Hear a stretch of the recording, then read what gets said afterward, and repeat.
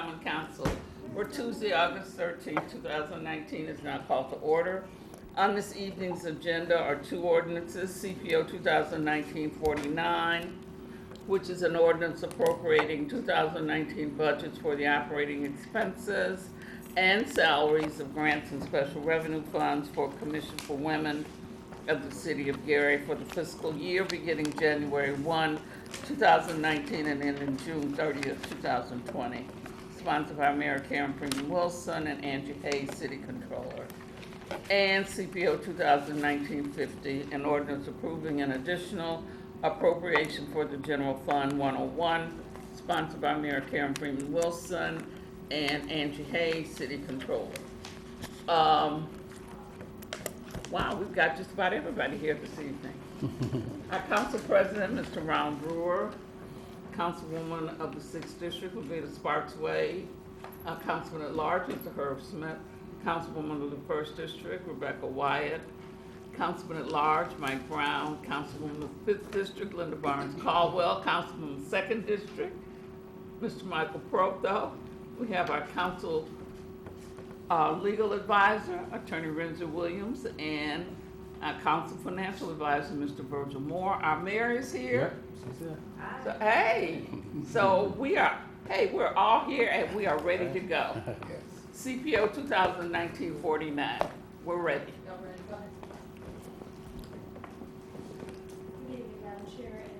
Good evening. How is everybody today? Good. Fine. Okay, so we're going to start with the first budget, which is our Rainbow Art Shelter donation from 212705. And there were some monies that we had allocated at the end of the year last year that we actually forgot about, and we found out there was some funds still sitting in our account recently for general operations.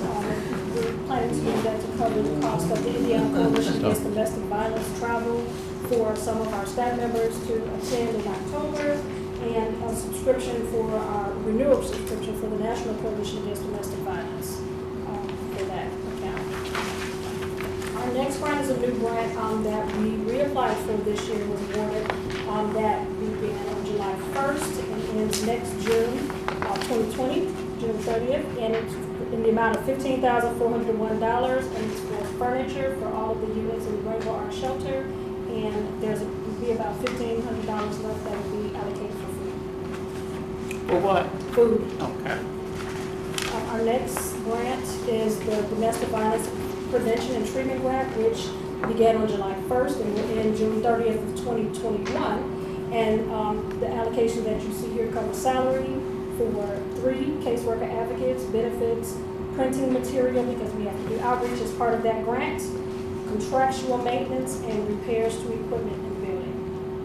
Current charges are also allocated, and that is to provide or to apply to be a CEU, continuing education provider. So when we do our conferences and things like that, we can start generating revenue by providing conferences to the public at not for cost.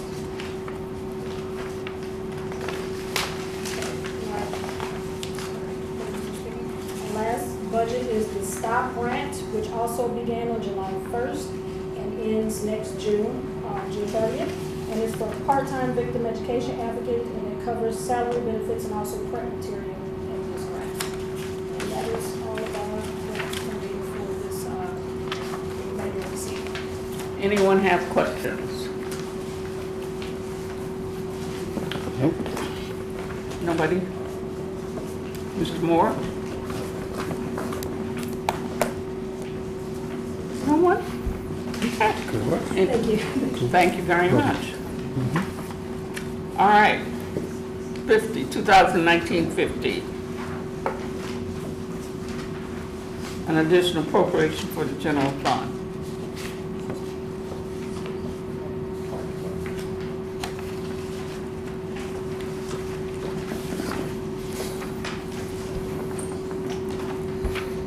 Good afternoon or good evening to Hi. Madam Chair and members of the council, also to the accountant and legal counsel, and to the members of the public.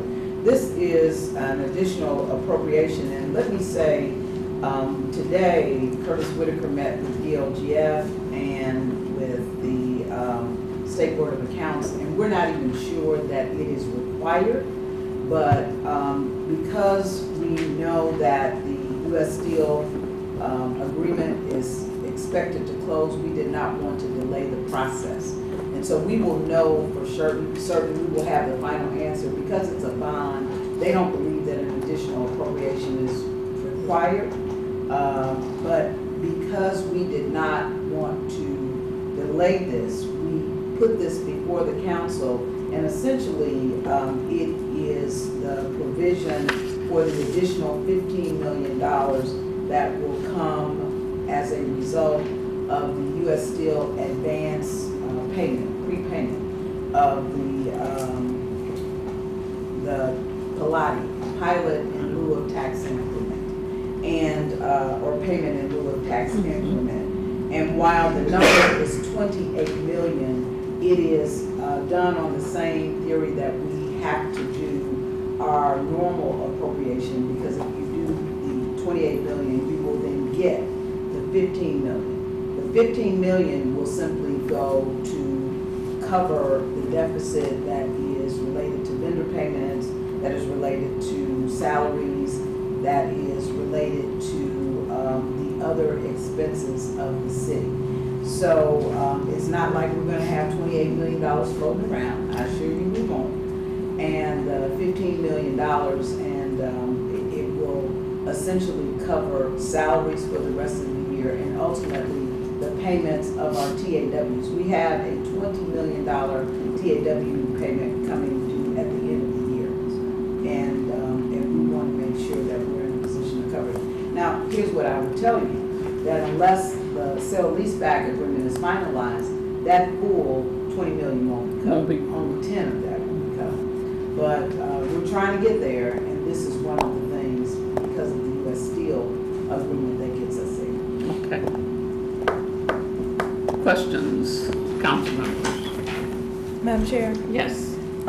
so in regards to personnel wages and benefits, are we not itemizing?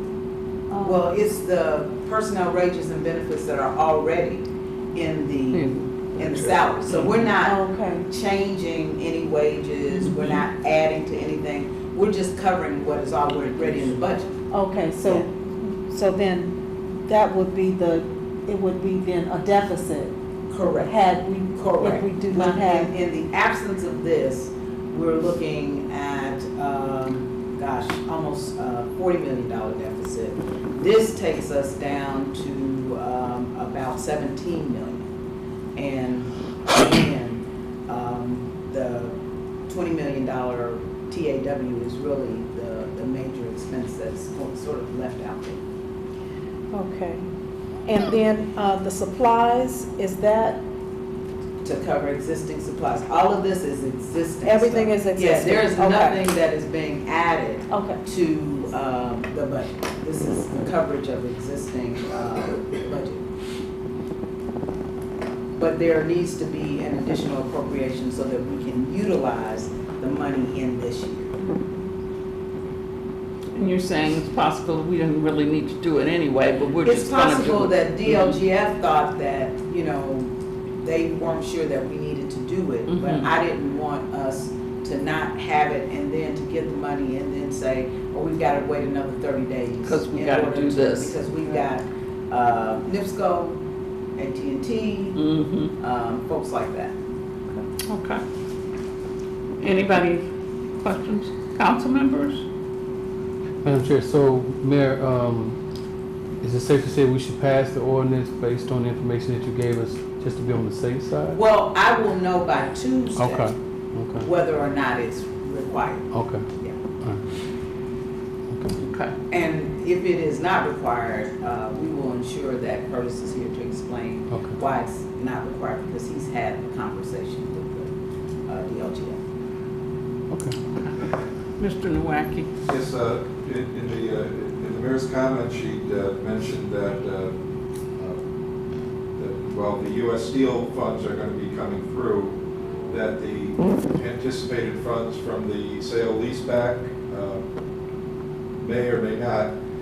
Of course, that's going to affect the numbers that you've got here, are you going to be prorating the money of the leaseback money, or are some of these things drop dead necessary and other things maybe from on the budget that's being proposed? So it won't be prorated. It will mean that there is a deficit, and what'll happen is in October and November, we will have to start making difficult choices. But those choices, as reflects on the numbers that are being proposed here, I assume some of these are drop dead important, and some things may be. All of these are important. I mean, there's nothing like wages and benefits, you gotta pay them. Supplies, generally, we're talking about the, what is used to fill potholes. You're talking about things of that nature, required items. With services and charges, you're talking about a lot of the required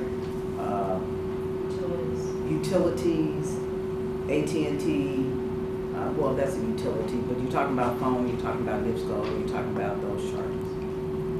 And those, if there's not enough money to pay all of these bills in full, then the administration will then make the decisions as to what bills will be paid. That's what we've been doing all All right, along. thank Open them up. Thank you, Mayor. If there are no further questions, those were the only two items on the agenda, and the meeting is adjourned. Thank you. Thank you, Mr.